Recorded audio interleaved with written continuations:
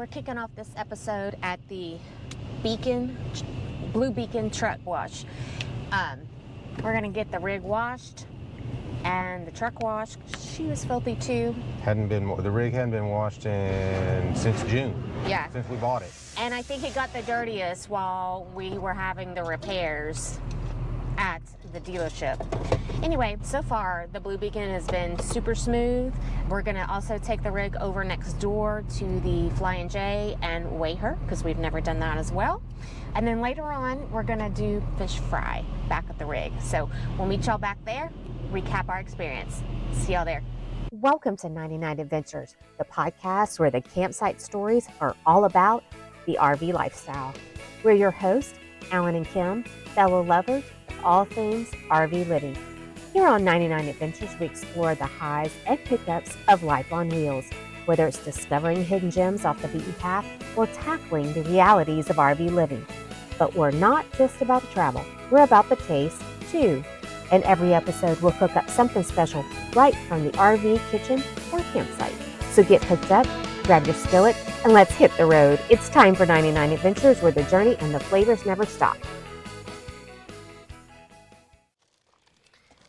All right, we are all cleaned up. The rig and the truck, it looked really good. Came home and threw a wax job on the truck a little bit. But we're gonna get into that. Yeah. But first, what's cooking? We're gonna do some fried fish is on the menu tonight. We hadn't done fried fish in a long time, and it's Lent season. We're not Catholic, but we like to play along every now and then. So we're gonna do some fried fish. Got some onion cut up that I like to put in with the fish, hush puppies, French fries. Yeah, so we're gonna get after it. I'm up to 350 almost, so I'm about ready to put the first batch in. So cool. All right, like we said, we took the RV to Blue Beacon truck wash. The actual one that we went to is right off of I-10 in San Antonio, and it was easy to get to.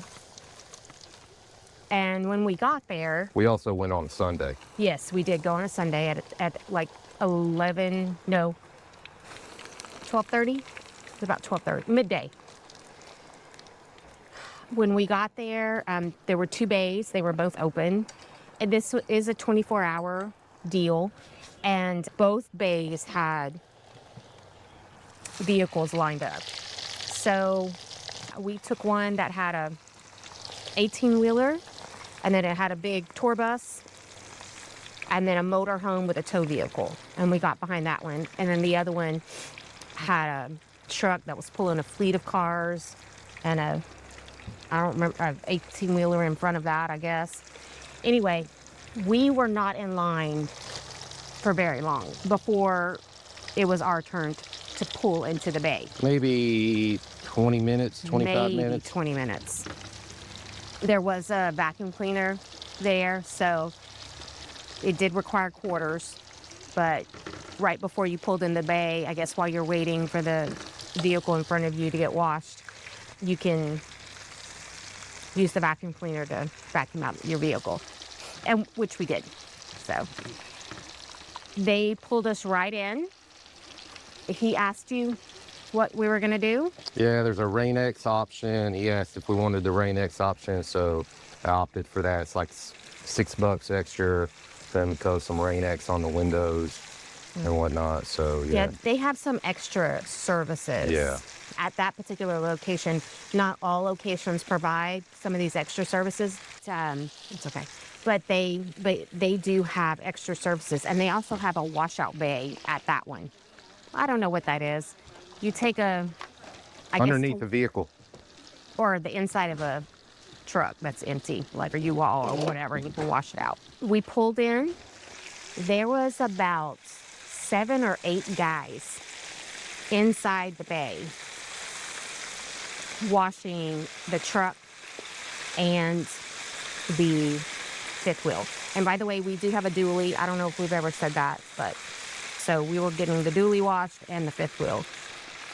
And they used power hoses and just like in a regular car wash, those kinds of things. And then they also had some brushes that they used to clean the sides, the fronts, but not the roof. They say they rinse the roof off, but but I don't see how. I couldn't. I mean, the guys were all just on ground level, so there was like no way they could have gotten the roof up there and gotten anything on there. I would say no roof. Which is kind of a bummer, because normally when you wash something, you want to wash from the top down, because you get a lot of that bleed off, which we saw, and we had to get on the way home, some stuff to touch up. I mean, it wasn't a perfect job, but I mean, it looks fabulous now that we've gotten it home and able to do some touch-ups and stuff like that. Yeah. The whole time we were in the bay, for them to wash it, I don't know, maybe 10 minutes. So all in all, we're talking 30 minutes. I mean, of course, it depends on the wait time and everything, but our experience was just 30 minutes. In and out. Yep, and out. And Alan hopped out to go pay in the office or whatever. Took him a couple minutes while I stayed in the truck, and the guys kept, washing and rinsing the RV. Right. Total cost was $64. $64, yeah. And to put that into perspective a little bit, so there's a group that'll come out here to the RV park and wash your rig. And we had one of the neighbors ask us if we wanted our rig washed the other day. And we were like, yeah, that sounds cool. How much is it? $300, right? Yeah. So yeah, it was a pain to hook up and drive over there, but it beats $300. Yeah. Of course, if you're traveling on a travel day and you just happen to swing by one or pass by one, or it's on your route or whatever, definitely utilize it. But we were able to get some cleaning done because we haven't closed up the rig and everything since November. So it did help. Yeah. Getting hooked up and all that. So then we pulled out and we were going to go back around to the Flying J. I think I said that on the intro, but we ended up going to the Pilot. There was a Pilot down the way that had the cat scales. We pulled into the Pilot. It was full with the truck drivers and everything, but Alan wanted to go inside and verify all the information that his wife was telling him about how to weigh the fifth wheel and truck. But he got it verified. Do you want to talk about exactly what we did? No, I'm going to finish this. Go ahead. Okay. With the fifth wheel attached and on the truck, we pulled around to the front of the cat scales. I did download the app. There is an app that you can use, and I feel like that probably would have been a little bit easier, but Alan wanted to go the old school route. Push the button and talk to the lady inside. You have to make sure your front wheels are on the front. There's 3 weights areas, and there's yellow lines. And you have to make sure your front wheels are on the first area, the back wheels are in the second area, and then the camper wheels are on the rest of the weight scale, excuse me. And push the button. We had to provide his the license plate for the truck. And she said, okay, you can go on. So we pulled off into the parking lot and found a spot to drop the rig. So we unhitched, unloaded the rig, and then went back on the scales the same way, pushed the button to verify. She had to verify the license plate again, which the first license plate was not correct, which we didn't realize until later. I'll get more into that because it did end up costing us more because of that. But we weighed just the truck. So then you pull up again, you make sure the front wheels are in the front section, and then the back wheels are on that second scale. And she said, okay, come in and get your printout. So we did.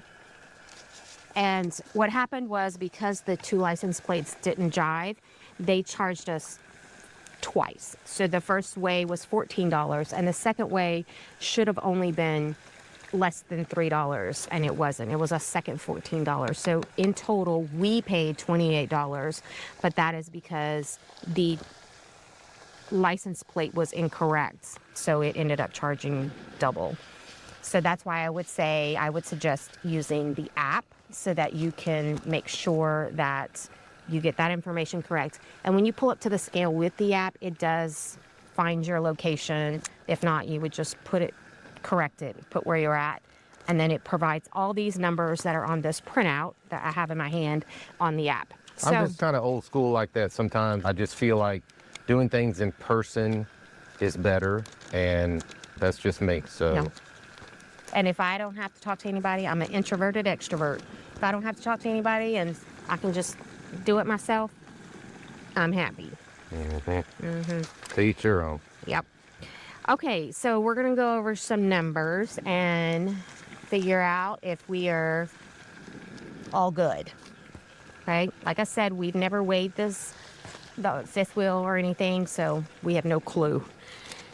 And we didn't have any clue. So, total, we had the printout, or if you do it on the app, it gives you 4 numbers. The first number is the steer axle, which ours was 5,320 pounds, and that's the front wheels. The drive axle, those are the back wheels. Ours came out at 6,880 pounds. And then the trailer axle, of course, that's for the trailer, that was 11,700 pounds. So a total of 23,900 pounds. That's how much the truck and the RV weigh. And I will say that if you're going to do this, you need to make sure that you have everything in your trailer that you would have on a normal travel day. We didn't quite have that.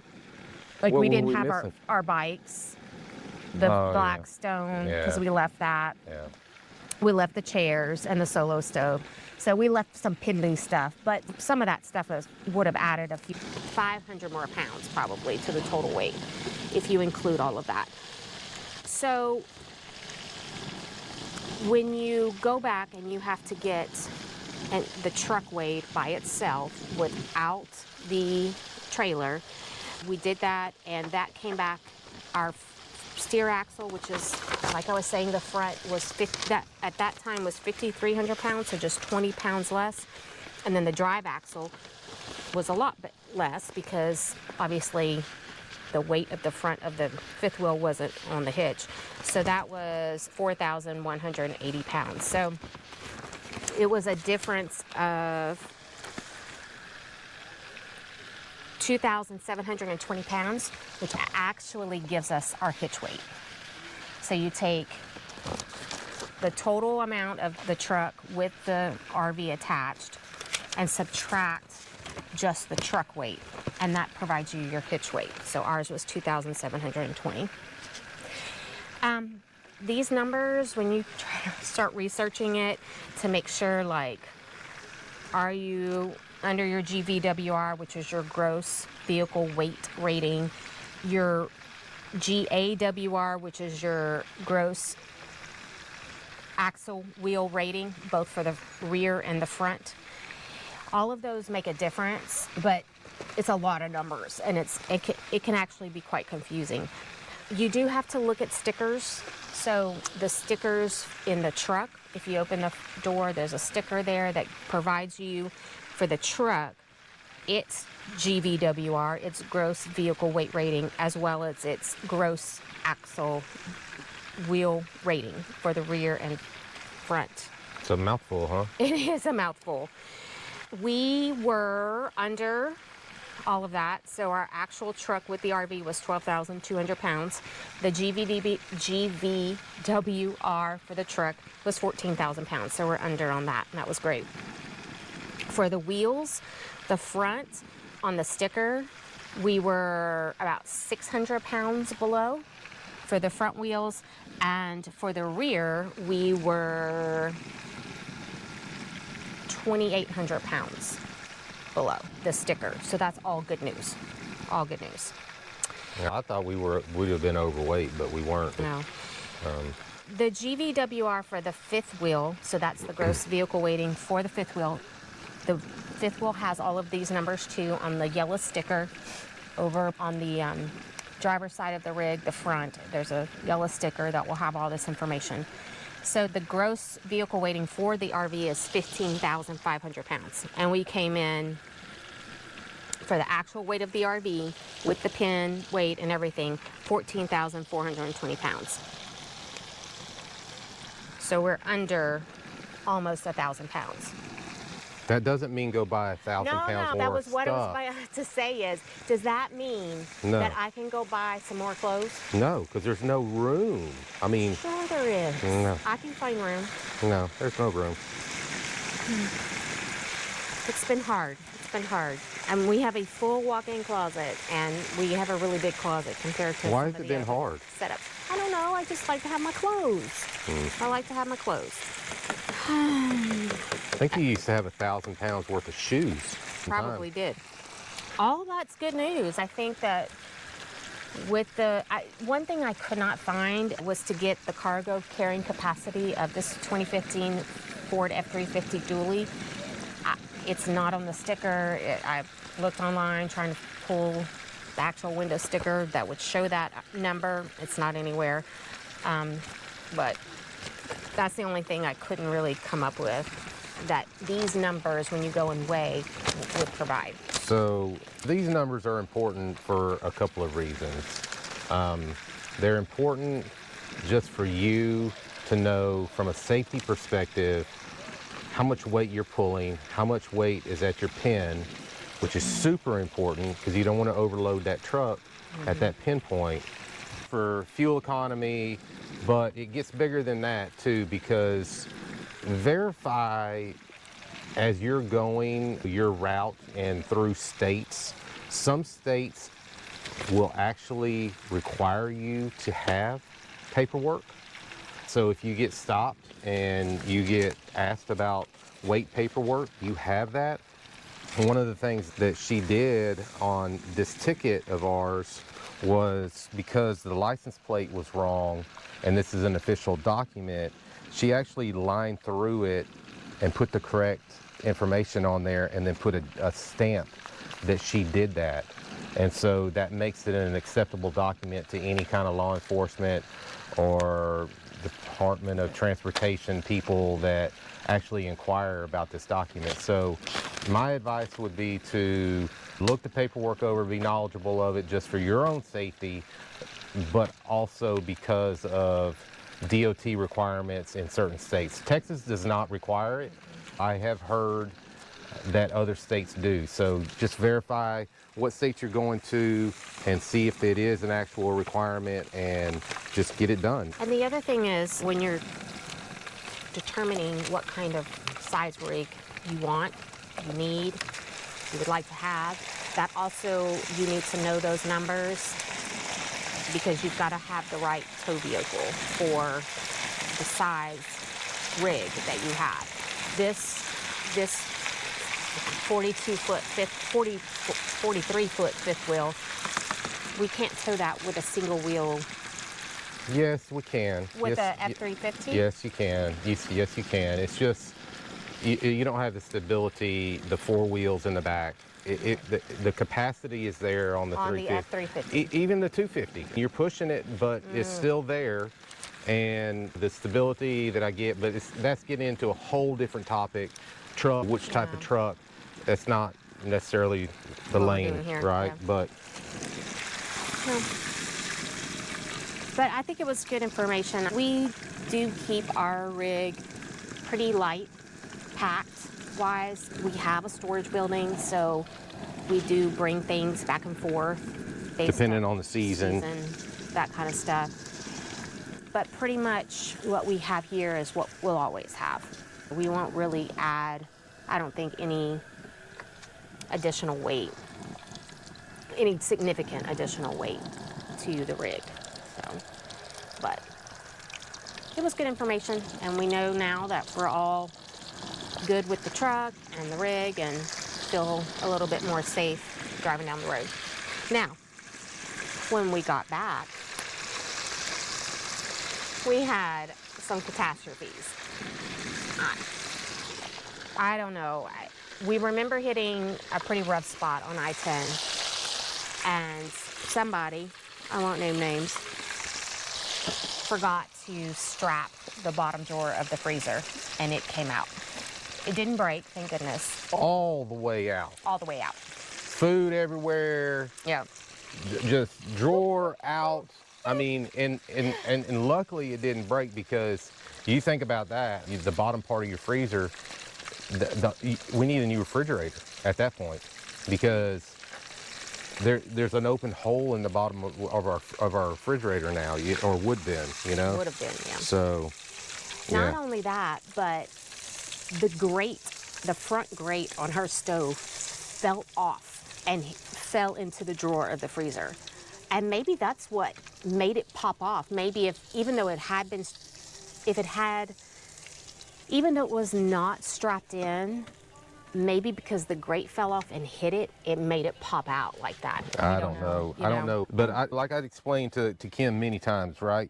When you're going down the road and you're in your rig, and it doesn't matter if you have a rear kitchen or not, generally speaking, you tend to carry a lot of heavy stuff in a kitchen. It makes it double worse. But anytime you feel a trailer do like that and it snaps in the back, oh, that's horrible. And that's where stuff starts going crazy in our rig, is when we have the road conditions like that. Yeah.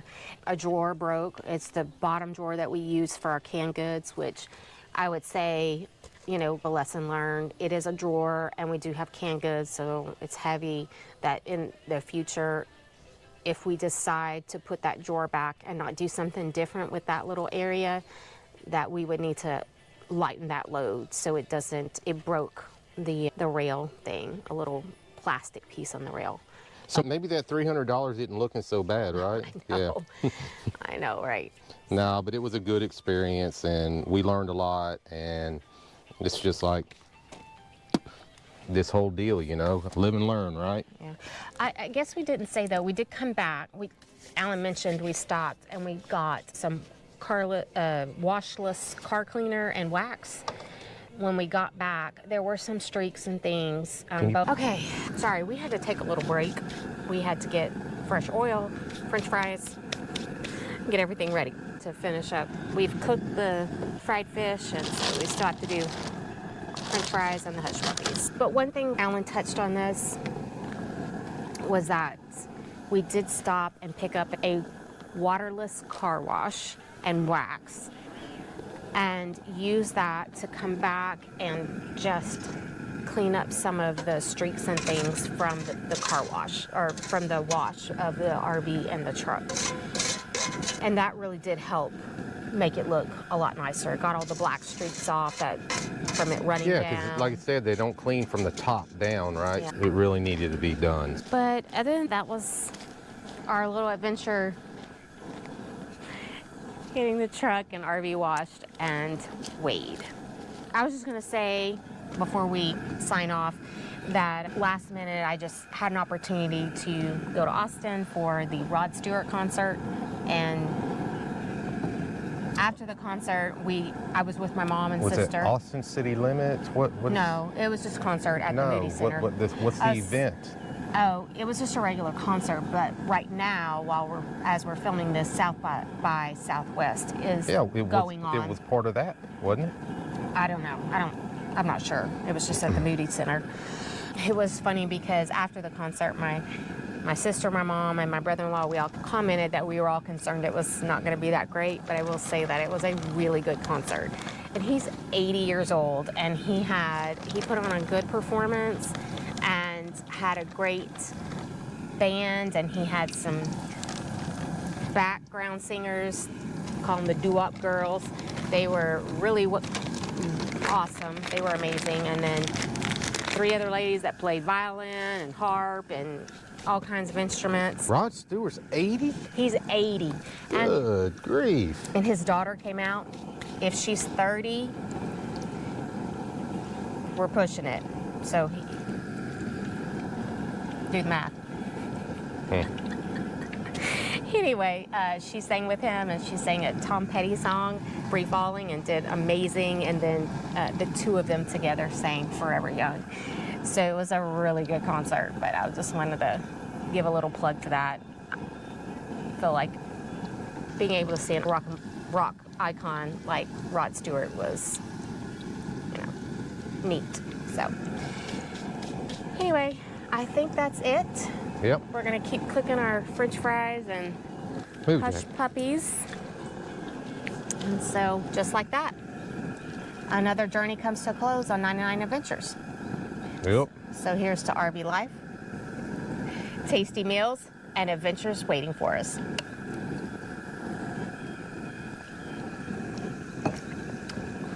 I'm already on number 2 anyway, so. Enjoy your next adventure, and bon appetit. Peace.